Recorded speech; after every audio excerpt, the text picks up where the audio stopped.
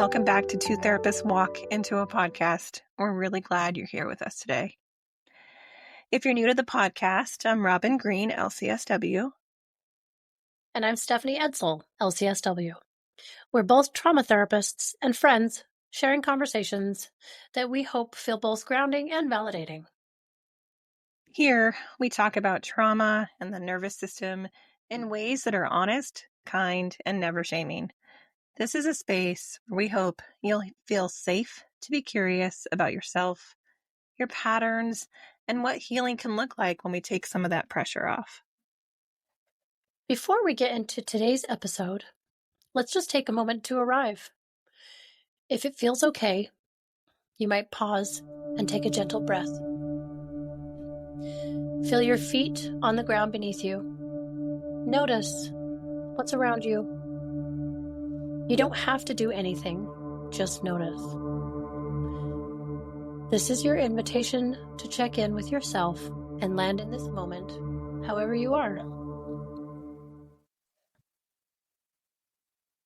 We are so grateful you are here with us.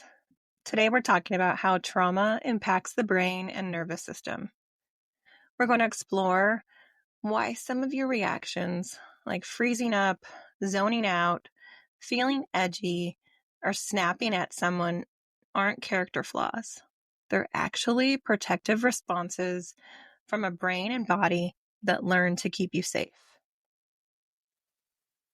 We'll walk you through what's happening in the brain, what it means for your daily life, and share some gentle tools you can try if you're feeling overwhelmed or disconnected.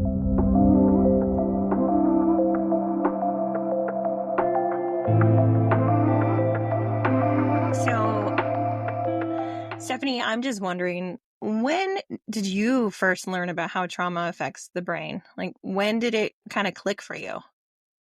Well, I think in college, when I was getting my bachelor's in like social work, the stuff I was learning wasn't really geared toward that, but I found a book that I'm sure some of you have heard of called The Body Keeps the Score. And that was 10 years ago. And when I read that book, I was just floored by some of the information, just that, term of psychoeducation. It really does matter. I think that knowledge is power really helped me kind of conquer my own thoughts, I guess, about trauma and maybe those mysteries that we're always, kind of shying away from. Sure. Yeah. What about you? Oh, man. When I think about that, I think really about when I worked at a residential treatment center, and the way that they were looking at healing was just kind of new to me. So they really brought in modalities from like Peter Levine. And so then that got me looking at Waking the Tiger, that book, since we're talking about books, Mhm. And just how he kind of compared animals and humans and how they go through trauma and we do, and just his somatic approach. He really is the founder of somatic experiencing. And so, Right. that bottom up approach. So, Yeah. I love that mhm. idea, that bottom up approach, trying to tell people. I think that might even just look our next prompt of that's probably the most surprising and validating thing that I did learn was how often we try to top down regulate, right? I'm trying to think my way out of an emotional situation or when I'm already escalated and, I don't have those same abilities that we do when we're regulated to solve a problem. And Right. so figuring out where is this, pain located in my body, we're not really, trained to do that or accustomed to turning inward and kind of focusing on that somatic piece of emotion. For sure. Yeah. And one of the things that I really learned during that time was the nervous system doesn't age. Like we age, but our nervous system doesn't. So it can trigger so many things that, even happen years and years past. So 100%. I talk about this almost every single session I have with people, just trying to help them remember, like, that does not have a timestamp. So whatever it experiences is what it feels and when it felt it. And so trauma happens out of like those reactions afterward happen out of context often, right? For Just sure. because it's stuck in the nervous system. It's not actually in the event itself. It's somewhere, almost like a little gas bubble. And so trying to figure out, geez, where is that pain and how do we reach it and how do we release that? Right. Right. Do you think that you have ever, I'm sure you have, had a moment where like your nervous system completely took over and then you only really understood it in hindsight? Yes, 100%. I think just coming from a background of recovery, um, learning just lots of tools on how to not engage in a lot of those behaviors that were just life threatening, really, at the end of the day when you think about it. And so I think just living in a fight or flight um, time period of my life, very indicative that we don't have control over our nervous system as well as we probably need to. Mm-hmm.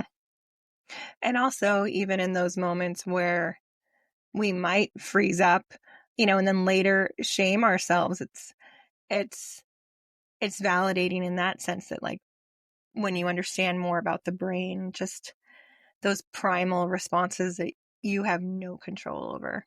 And some real life examples like freezing during a conversation or a difficult conversation, zoning out during a stressful event, feeling constantly on edge for like no clear reason at all, or even avoiding something important and not knowing why, or forgetting parts of a conversation, losing your words under pressure. Uh, so just some real life examples. Yeah, for sure. So let's just pause here for a second and just name how often folks feel shame for these things. We're so quick to ask, what's wrong with me? Instead of, what happened to me? When you start to understand your brain and body were reacting out of protection, it changes the whole story. Just as I said yesterday, I try to mention this a lot with specific clients, especially ones that, and they're in their 50s. I think there's a lot of people in their 50s right now that are having these awakening moments of what what is actually going on Yeah. and how do I fix it or what do I do? And allowing them, you know, that space of there's things you did not know you did not know. And you are not doing yourself a favor by punishing your consciousness or your subconsciousness really for that matter. So be wary of that and know your again nervous system doesn't know the day or time. It just knows how it feels. Right. Right. Yeah. Thank you. Yeah. So let's go on to the second part of our episode here. What trauma actually does to the brain. I know you're all very interested. So sometimes when we start talking out the brain, people feel like it's too complex or scientific to follow, and we get that. But once you understand a few key parts, it can be incredibly validating. That's why we break it down into small, understandable pieces so you can see yourself in it, not get lost in the language. All right. So thinking about the brain, located in the deeper inner part of the brain is the amygdala. And this small part acts like a smoke alarm. It gets hyperactive when we've been through trauma. And it kind of sends out high alert signals, even when the danger isn't real or current. An example of this is reacting to small triggers as if they're major threats, like your partner's tone, a sudden sound, even a look someone gives you. Yes, located in the front part of your brain, just behind your forehead, is the prefrontal cortex. This is your thinking and planning center. This pretty critical part of the brain. It helps with decision making, language, and reasoning. And when we are dysregulated or escalated emotionally, then this part goes offline, meaning you're not going to have access to the files you normally have access to, which make it easy to settle the self down. So an example might be like blanking out when you need to speak up, or struggling to plan or organize things when you're stressed out. So, tucked in close to the brain's emotional center near the amygdala is the hippocampus. And this helps with memory and context. And trauma can shrink the hippocampus over time, which makes it harder to differentiate between past and present. Some examples are fragmented memories, time confusion, or re experiencing past events like they're happening now. Here are some nervous system responses. Hyperarousal, which is going to be that fight or flight mode. You may feel anxious, irritable, restless, easily startled, or like you're constantly bracing for something. And then we have hypoarousal. This is freeze or faint. You may feel numb, spaced out, disconnected, or like you can't move or speak. Chronic dysregulation. This includes mixed states like fawning, emotional shutdown, or swinging between extremes. We'll touch upon all of these terms in future episodes. But an example looks like constantly saying yes to things you don't want to do, or feeling emotionally numb one moment and flooded the next. Trauma can mimic or overlap with neurodivergence, especially ADHD. The impulsivity, distractibility, time blindness, and those memory issues, they can be trauma related. It's not always either or, it can be both. It totally can be both. Two things can be true at the same time. Also, your brain is not broken. It's brilliant. It's learned to protect you. The issue isn't dysfunction, it's adaptation. This understanding alone can be deeply healing.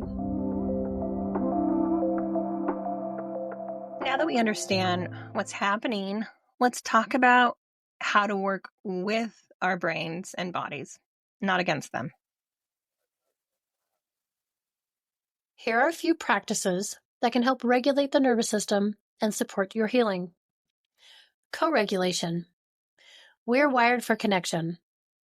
So being with someone who feels grounded, calm, and emotionally safe can actually help regulate your system. This could be a friend, therapist, pet, or even a comforting memory. Some grounding techniques. One of our favorites is the 5, 4, 3, 2, 1 technique. Naming 5 things you can see, 4 things you can touch, 3 things you can hear, 2 things you can smell, and 1 thing you can taste. Or simply take 1 deep breath. It brings you right back to the present. Body-based practices. This looks like humming, rocking, stretching, walking barefoot on the earth, or doing bilateral movements like tapping your shoulders or swinging your arms gently.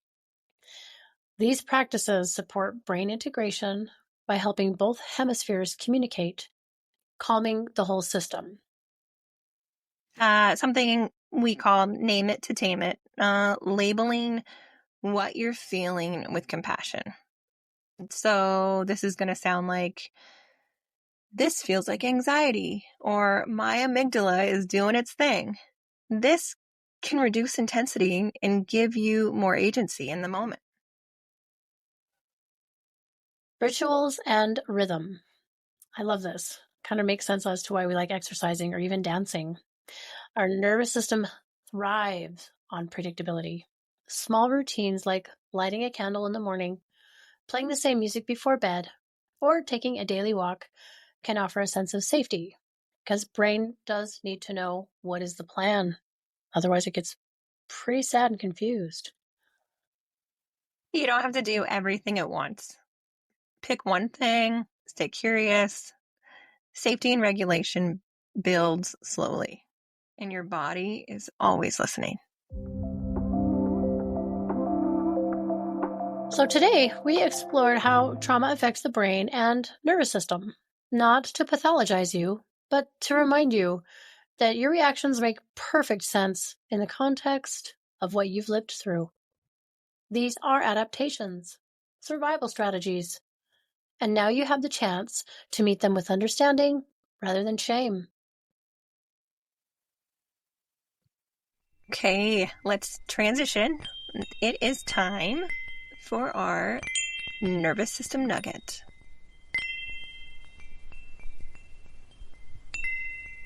Your brain is constantly rewiring in response to what you give it.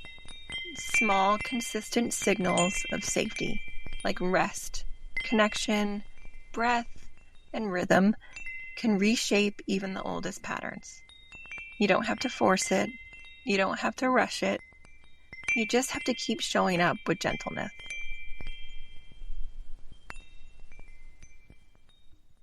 Proud of you for being here. We're rooting for your nervous system. And next time, we'll be diving into regulation versus disconnection. Are you really calm? We will be differentiating true regulation from freeze/dissociation. So be sure to tune in. And remember, healing isn't linear, and we're here for the ride.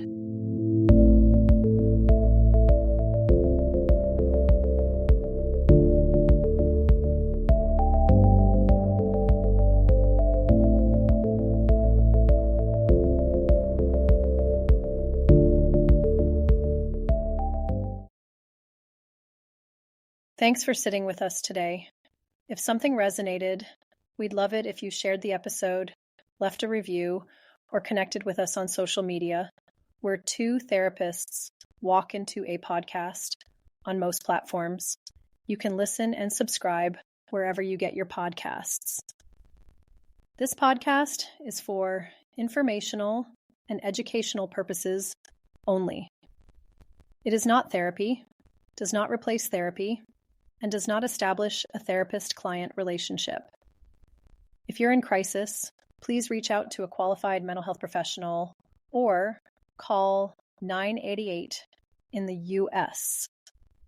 Robin Green is a licensed therapist in Arizona, and Stephanie Edsall is licensed in Utah, and this podcast is intended for a general audience.